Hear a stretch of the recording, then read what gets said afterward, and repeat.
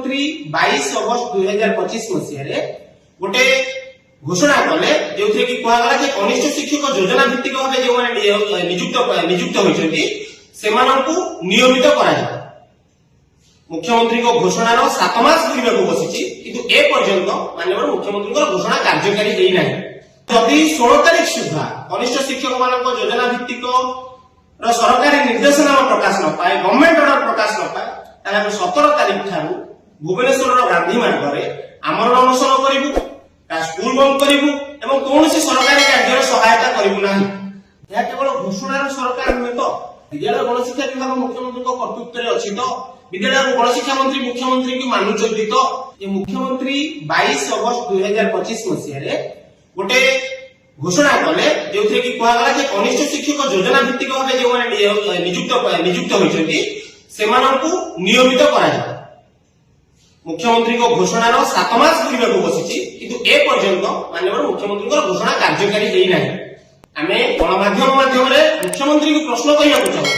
कि मुख्यमंत्री निष्पत्ति कार्यकारी होना मुख्यमंत्री जानते तो ना मुख्यमंत्री बाद ओडिशा राज्य में आउ कि क्षमता केंद्र अच्छी मुख्यमंत्री जो लोकाभिमुखी योजना कले 13,500 ऊर्ध्व शिक्षक उपकृत होता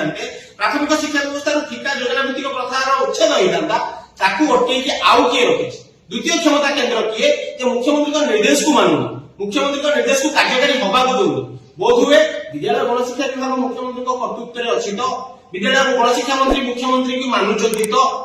जदि मानुंट 7 मास बीती गला ए पर्यंत मुख्यमंत्री जो निर्देश देते कार्यकारी कहीं कर द्वितीयतः ये जो मुख्यमंत्री घोषणा कले लोकाभिमुखी घोषणा कले से घोषणा पर 5 जन कनिष्ठ शिक्षक शिक्षयित्री मैंने मृत्युवरण कले कौन प्रकार सरकारी सहायता मिली कहीं योजना भित्तिक गोटे कुप्रथा गोटे कला प्रथा यह हटिवा निहाती आवश्यक कि जदि पूर्व सरकार हटई ना पूर्व जो विरोधी दल नेता थे माननीय मुख्यमंत्री से कहते हटई दू बोली किंतु ए पर्यंत हटई ना घोषणा कर लोक मैंने जो कहते विभिन्न महल जो चर्चा केवल घोषणार सरकार नुहे तो घोषणा को केवल घोषणा कनिष्ठ शिक्षक मैंने नियमित होती विभिन्न सभा समिति मुख्यमंत्री कहते कनिष्ठ शिक्षक मैंने नियमित है विभिन्न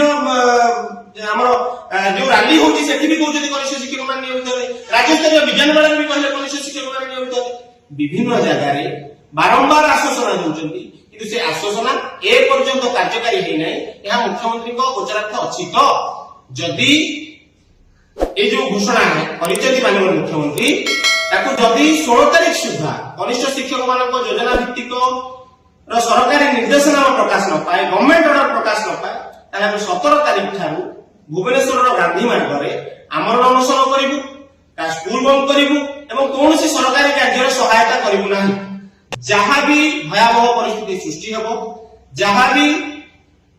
जो प्रकार परिस्थिति सृष्टि हो से लोअर पिएमडी हो राज्य शिक्षा व्यवस्था माननीय मुख्यमंत्री दायी रहे और गणशिक्षा मंत्री दायी